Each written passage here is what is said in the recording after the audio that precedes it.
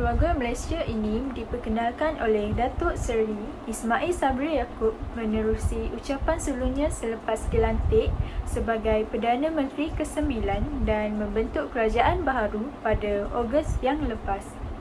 Perkataan keluarga itu adalah konsep yang mudah difahami dan mempunyai makna yang amat dekat dengan setiap individu atau keluarga yang menjadi asas paling penting dalam membina sesebuah masyarakat.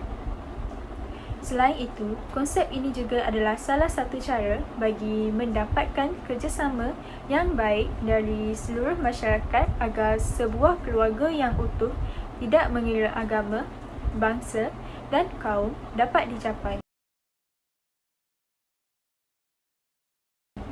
Dan akhir sekali, konsep keluarga Malaysia ini juga menggariskan 3 teras utama iaitu keterangkuman, kebersamaan dan kesyukuran.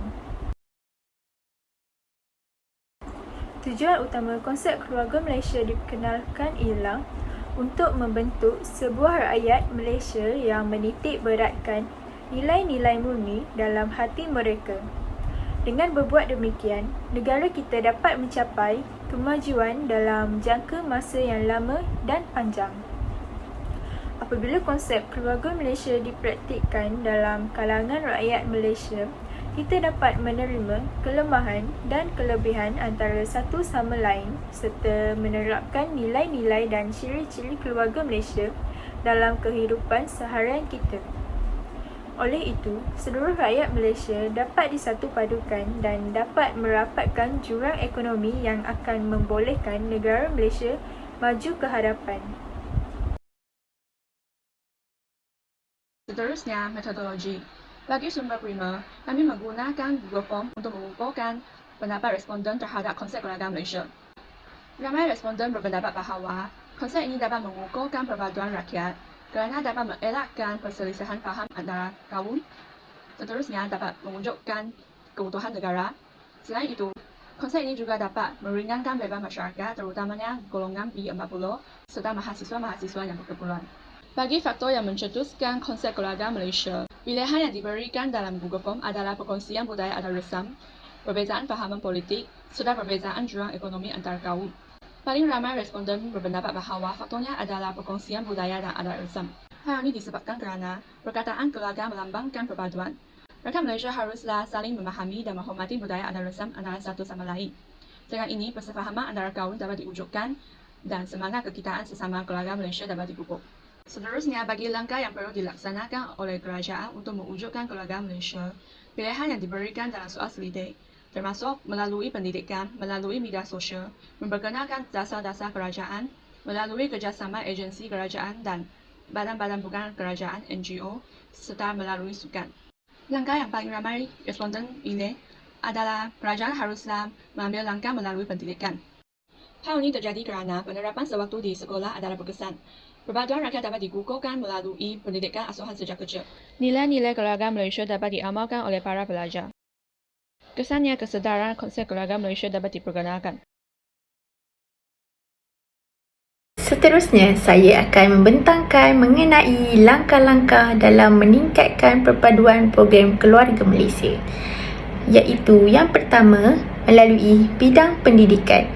Dalam kurikulum kebangsaan, di sekolah, pelajar diajar mata pelajaran pendidikan sivik di mana dalam subjek ini, pelajar akan dapat diperkukuhkan dengan semangat cintakan negara dan pentingnya mengamalkan sikap toleransi dalam hidup serta pentingnya perpaduan dalam kehidupan keluarga Malaysia. Selain itu, amalan berkomunikasi secara berkesan juga amat diperlukan bagi mewujudkan satu kehidupan yang harmoni dan iklim persekitaran yang dapat membantu meningkatkan perpaduan dalam keluarga Malaysia.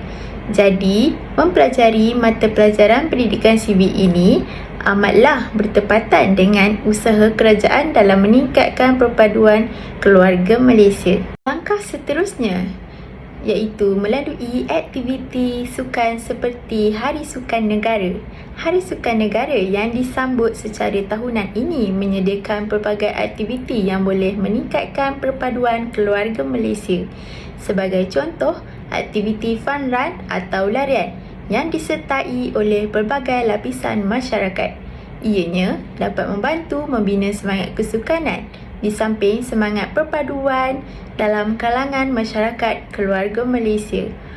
Peserta akan mengamalkan sikap bertolak ansur sepanjang program dijalankan. Peserta OKU dan warga emas diberi laluan untuk menyertai acara sukan dan masing-masing akan saling membantu dalam melengkapkan larian tersebut. Secara tidak langsung, perpaduan dapat ditingkatkan. Di samping itu, agensi kerajaan perlulah menjalinkan kerjasama dengan organisasi bukan kerajaan NGO dengan mengadakan pelbagai program seperti majlis rumah terbuka, aktiviti kemasyarakatan dan program inspirasi keluarga Malaysia. Dengan adanya program seperti ini, perpaduan rakyat Malaysia dapat ditingkatkan di seluruh negara. Sebagai contoh, program 100 Hari Inspirasi Keluarga Malaysia yang diadakan di Pusat Konvensyen Kuala Lumpur KLCC pada 9 Disember hingga 11 Disember baru-baru ini telah berjaya menarik minat rakyat Malaysia untuk datang berkunjung. Program ini juga turut disertai oleh pertubuhan bukan kerajaan NGO dengan mengadakan pelbagai aktiviti seperti permainan, persembahan kebudayaan dan sedikit aktiviti yang menarik bagi memeriahkan acara tersebut. Sehubungan dengan itu, pengunjung yang datang berkunjung dapat mengenali dan mempelajari budaya kaum lain. Umum mengetahui bahawa penggunaan media sosial dalam kalangan rakyat Malaysia, terutama di kalangan generasi muda, semakin meningkat. Dengan penggunaan media sosial, pihak kerajaan perlulah mengadakan pelbagai forum-forum ilmiah tentang kenegaraan Malaysia seperti sambutan Hari Kebangsaan, sambutan Hari Pahlawan dan lain-lain. Hal ini dikatakan demikian kerana masyarakat dapat memperoleh pelbagai ilmu dan pengetahuan tentang kepentingan keluarga Malaysia. Langkah seterusnya, pihak kerajaan perlulah memperkenalkan dan memperkasakan dasar keluarga Malaysia. Hal ini dikatakan demikian kerana dasar ini dapat dijadikan teras dan hala tuju kerajaan pada masa hadapan dalam menjayakan konsep keluarga Malaysia. Sebagai contoh, Dasar Wawasan Kemakmuran Bersama 2030 yang diperkenalkan pada tahun 2019 yang lalu dapat dijadikan rujukan kepada kerajaan. Hal ini dikatakan demikian kerana dasar ini mengandungi hak sama rata kepada semua rakyat dari segi ekonomi dan menjamin kestabilan politik. Sehubungan dengan itu, rakyat Malaysia tidak akan tercicir dan ketinggalan dari segi arus pembangunan negara. Di samping itu, Kementerian Perpaduan Negara perlu memperkenalkan dasar perpaduan negara bagi meningkatkan perpaduan dalam kalangan rakyat Malaysia yang berbilang kaum.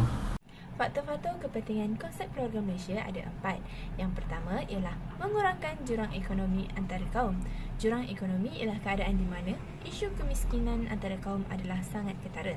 Sebagai contoh, pada tahun 1970, kaum Melayu lebih mengkhusus kepada aktiviti pertanian, manakala kaum India lebih kepada aktiviti getah dan kaum Cina mengkhusus kepada aktiviti perlombongan yang menyebabkan taraf kemiskinan kaum Melayu lebih rendah berbanding kaum lain.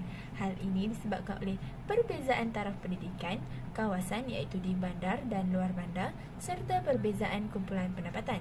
Apabila konsep keluarga Malaysia diaplikasikan, ini akan menyebabkan semua aktiviti dapat dijalankan dengan bebas untuk menjana pendapatan dan jurang ekonomi dapat diperbaiki. Di samping itu, ini akan mengelakkan individu yang kaya akan terus kaya dan individu yang miskin akan semakin miskin. Oleh itu, ini akan menyebabkan pengangguran berkurang, berlakunya guna tenaga penuh, pendapatan benar individu meningkat, kuasa beli pengguna meningkat, kadar kemiskinan berkurangan dan taraf hidup pengguna semakin meningkat. Oleh itu, keluarga Malaysia amatlah penting diamalkan kerana ianya merupakan aspek yang penting untuk menjamin kesejahteraan rakyat pada masa akan datang.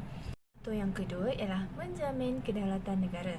Kedaulatan negara ialah perkara asas yang diperlukan untuk memastikan sesebuah negara aman dan damai. Kedaulatan merupakan aset penting untuk memastikan kemerdekaan negara dapat dipertahankan daripada dijajah semula oleh penjajah. Apabila konsep keluarga Malaysia diperkenalkan, ini akan memupuk perpaduan antara penduduk berbilang kaum di samping mengekalkan keharmonian negara. Hal ini dikatakan demikian kerana masyarakat yang mempunyai semangat perpaduan yang tinggi dalam diri mampu hidup dalam keadaan yang selesa serta hormat menghormati antara satu sama lain tanpa membangkitkan isu sensitif perkauman yang boleh menyebabkan tercetusnya pertelingkahan dan perselisihan faham yang akan mendorong berlakunya rusuhan kaum. Kita juga perlu sentiasa hormat menghormati antara satu sama lain tanpa perlu menghina bangsa atau agama. Di samping itu, kita juga tidak berhak untuk mengkritik atau mengutuk adat resam dan kepercayaan kaum lain agar perpaduan nasional dapat dilahirkan. Oleh itu, keselamatan negara akan dapat dikekalkan di samping meningkatkan martabat serta reputasi negara.